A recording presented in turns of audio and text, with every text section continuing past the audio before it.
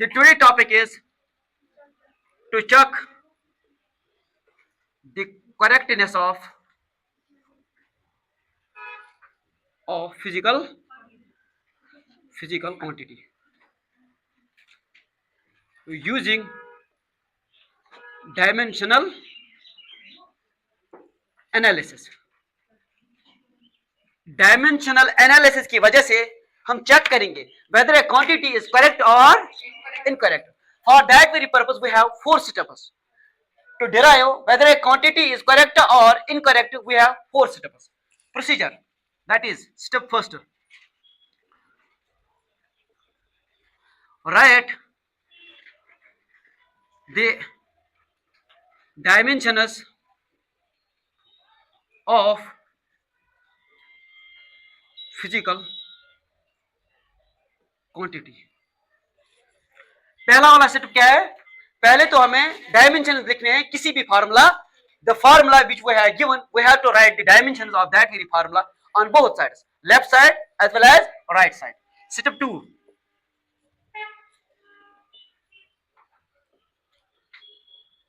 apply the principle of homogeneity. Principle of homogeneity means that we have to compare the dimensions on both sides. Left side is equal to right side, means that we have to compare mass on the left side to the mass on the right side, length on the right side to the length on the left side. Same is the case here. If we have time on the left side, we have to compare this on the right side. This is known as principle of homogeneity. दोनों side compare करना है. मास को मास के साथ compare करेंगे, length को length के साथ कंपेयर करेंगे और टाइम को टाइम के साथ कंपेयर करेंगे. ठीक है. अब देखो स्टेप थर्ड.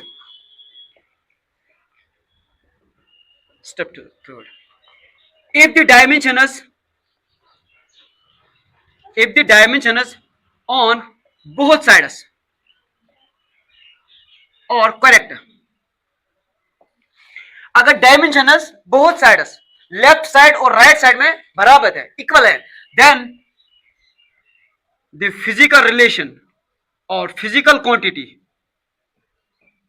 और formula is dimensionally correct. Dimensionally correct. अगर दोनों साइड के डायमेंशन सेम है, लेफ्ट साइड के डायमेंशन राइट साइड के बराबर है, so we can say the given relation और the given physical quantity is dimensionally correct. ठीक है. अब देखो step 4, if the dimensions on both sides are not equal, then the physical quantity is dimensionally incorrect. अब देखो अगर दोनों side के dimension that is left side और राइट साइड के डायमेंशन इक्वल नहीं है, हम कह सकते हैं the physical quantity is not dimensionally correct. एक एग्जांपल हम करेंगे, that is we know that work किसके बराबर होता है? Force into displacement is equal to, इसी को बोलते हैं change in kinetic energy, 1/2 of mv square minus 1/2 of mu square. इसको बोलते हैं दूसरा नाम work energy theorem. This is work energy theorem. Work energy theorem. Work energy theorem states that the total work done is equal to change in kinetic energy. But we know that work किसके बराबर होता है? Force into displacement. ठीक है. हम ऐसे लिख सकते हैं F into S. S means displacement is equal to 1 divided by 2 mv square minus 1 divided by 2 mu square. F is force, S is displacement, 1/2 is constant. जो constant होता है ना उसका वो डायमेंशन लेस होता है. ठीक है. m is mass, v is final velocity, m is mass, u is initial velocity. ठीक है. अब देखो dimensions of F क्या है? m1 l1 t minus 2. These are the dimensions of force.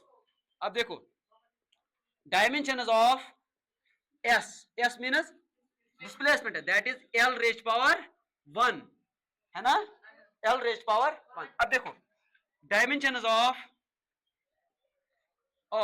m क्या है, m 1 m है ना, एक बार m raised power 1. अब देखो dimensions of v और u एक ही बात है, v is also velocity, u is also velocity, difference is only v is final velocity, u is initial velocity, but both are velocities. ठीक है, that is velocity के dimension क्या है, l1 t minus 1. ठीक है, ये है ना m0 l1 t minus 1. ठीक है, अब देखो ये वैल्यू, जो ये वैल्यू है ना, ये इस फार्मूला में हम पुट करेंगे. ठीक है, अप्लाई द प्रिंसिपल ऑफ, बाद में क्या करेंगे, apply of principle of homogeneity. अब देखो हम ऐसे लिख सकते हैं, first equation becomes, first equation ऐसे लिख सकते हैं, put the dimensions in equation first. ठीक है, हम ऐसे लिख सकते हैं फोर्स के बजाय m raise power 1 l raise power 1 t raise power -2 into s का क्या है, l raise power 1 is equal to 1/2 constant है, कोई बात नहीं, इसको नहीं लिखना है जरूरी. m के डायमेंशन क्या है, m रेज पावर 1. v के डायमेंशन क्या है, l1 t minus 1, but square, इसका स्क्वायर साथ है. ठीक है, माइनस m का क्या है, m रेज पावर 1, और u का क्या है, सेम डायमेंशन जो v के हैं, l1 t minus 1, but square. ठीक है, अब देखो m raise power 1, l raise power 1 and l raise power 1, that is l raise power 2 t raise power -2 is equal to, ये है m raise power 1 m raise power 1, l raise power 1 का square, that is l raise power 2, t raise power -1 का square, t raise power -2. ठीक है, minus m raise power 1 l raise power 1 का square, that l raise power 2, t raise power -1 का square, t raise power -2. हमें क्या निकल आया, m raise power 1 l raise power 2 t raise power -2 is equal to m raise power 1 l raise power 2 t raise power -2 minus m raise power 1 l raise power 2 t raise power -2. अब देखो दोनों side, देखो दोनों side इस formula में, यहाँ पे m raise power 1 है ना, यहाँ पे भी m रेज पावर 1 है. ठीक है, अब बोलोगे यहाँ पे भी m रेज पावर 1 है, डायमेंशन ऐड या माइनस गसान बढ़ने थे उनमें. ठीक है, अब देखो m raise power 1 m raise power 1 m raise power 1, l raise power 2 l raise power 2 l raise power 2, t raise power -2 t raise power -2 t raise power -2. दोनों साइड डायमेंशन सेम है ना, जो हमने फार्मूला लिखे है ना, force into displacement is equal 1 m v square - 1 m u square. This correct, समझ आया आप. This was all about the correctness of physical quantity example. ठीक है, लिखो.